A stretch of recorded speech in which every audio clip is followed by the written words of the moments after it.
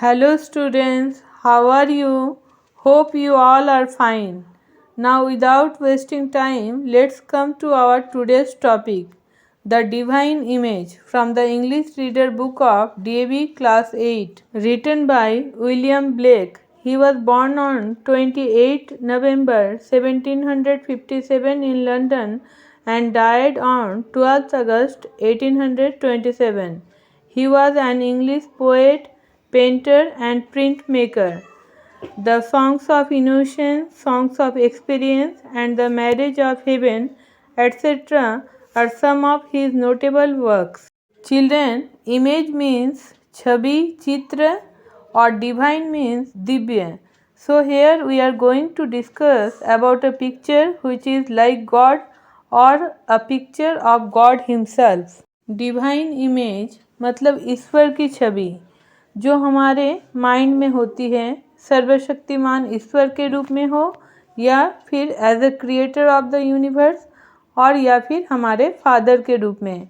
But इस poem में हम ये भी देखेंगे कि गॉड हमारे पिता हैं यानी फादर हैं और हम उनके चिल्ड्रन हैं, और इसलिए पोएट विलियम ब्लेक कहते हैं गॉड के जो मेन वर्च्यूज़ हैं, खास गुण हैं, वही हम इंसानों में भी रिफ्लेक्टेड होते हैं यानी दिखाई देते हैं।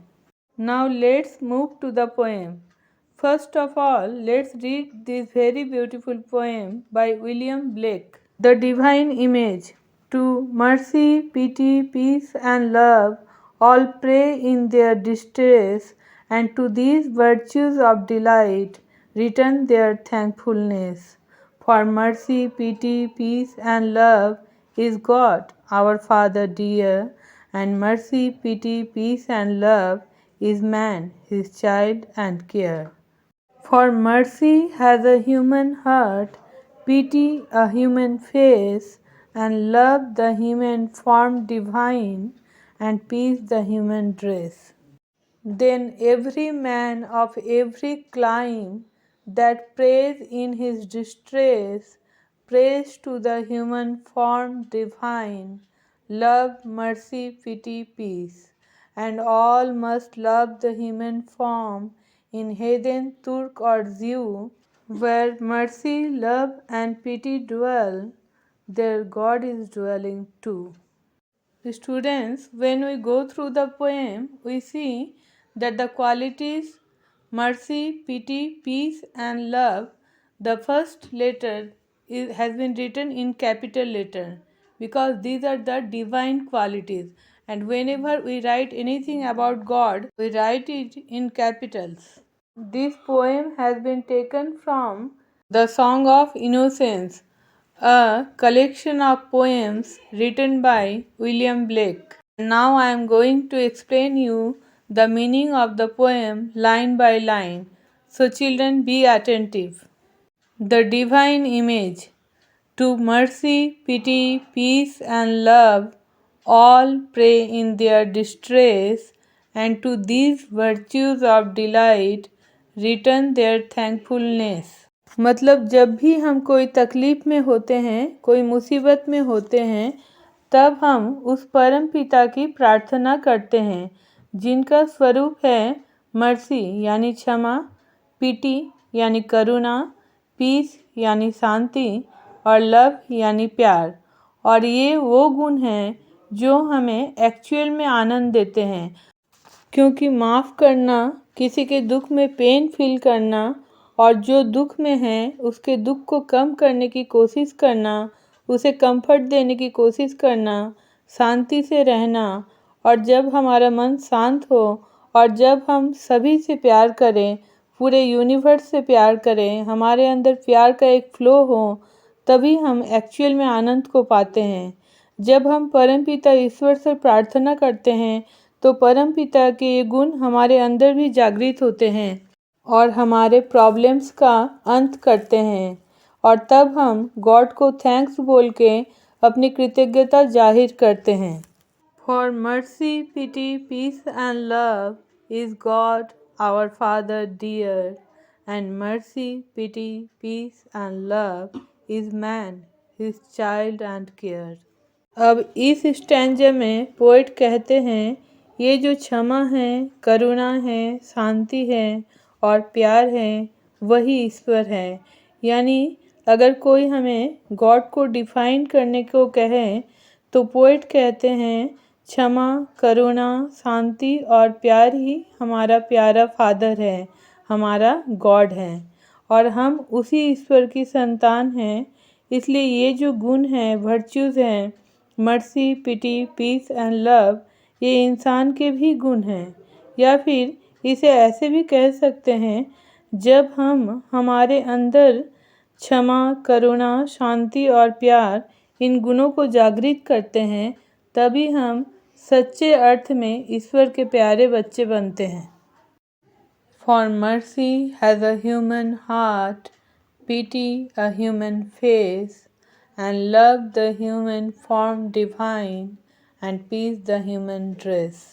ये जो वर्च्यूज़ हैं, mercy, pity, peace and love, इन्हें हम विजुअलाइज कर सकते हैं ह्यूमन बीइंग के अंदर, क्योंकि क्षमा का उदय होता है हमारे चित्त में, हमारे हृदय में, जब हम किसी को माफ़ करते हैं, और पिटी यानी करुणा दिखाई देती है हमारे फेस पे, जब हम किसी के दुख में पेन फील करते हैं, और लव यानी प्यार इंसान का व्यक्तित्व है जो इंसान को ईश्वरीय बनाता है, और पीस यानी शांति हमारी ड्रेस है, यानी हमारा जो सोल है वो ईश्वर का अंश है और उसी का कवर है पीस।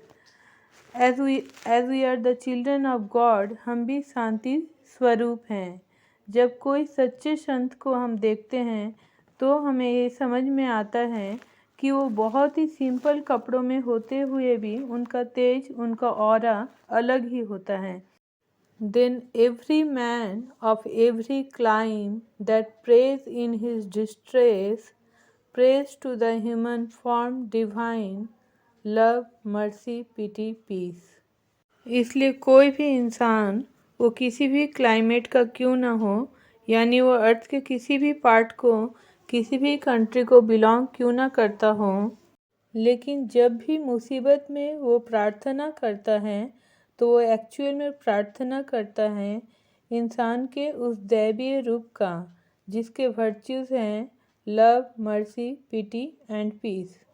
इसे हम ऐसे भी कह सकते हैं, जब हम मुसीबत में होते हैं तो हमें एक्चुअल में चाहिए क्या होता है, हम किसी भी अपने फेलो ह्यूमन बीइंग से क्या चाहते हैं कि वो हमको प्यार दें, या मेरे ऊपर हमको क्षमा दे, या करुणा, या फिर हमें शांति मिले। यही हमारी जो भी हम चाहते हैं वो यही होता है। तो this way also you can think. And all must love the human form in heathen, Turk और Jew, where mercy, love and pity dwell, there God is dwelling too. और हम सभी को इंसान के हर एक रूप से प्यार होना चाहिए, चाहे वो नास्तिक हो, तुर्की हो, फिर ज्यू यानी यहूदी हो, यानी इंसान कोई भी जाति का, कोई भी मजहब का हो, या फिर किसी भी देश का हो, लेकिन हमारे दिल में उसके प्रति प्यार होना चाहिए। कोई दुनिया के किसी भी कोने में रहे, लेकिन हर इंसान के दिल में दूसरे इंसान के लिए प्यार होना चाहिए, मोहब्बत होनी चाहिए। And this is the universal brotherhood. और जहाँ पे ये क्षमा, करुणा और प्यार हो, वहीं पे ईश्वर का वास होता है, वहीं पे ईश्वर रहते हैं। पोएट विलियम ब्लेक इस पोएम के ज़रिए जो हमें बताना चाहते हैं वो ये है कि जब हम हमारे अंदर क्षमा, करुणा, शांति और प्यार, इन ईश्वरीय गुणों का विकास करते हैं, तभी हम एक्चुअल में ईश्वर के संतान बनते हैं। और ये ऐसे गुण हैं जो हमारी धरती को स्वर्ग बना देते हैं। Thanks for watching.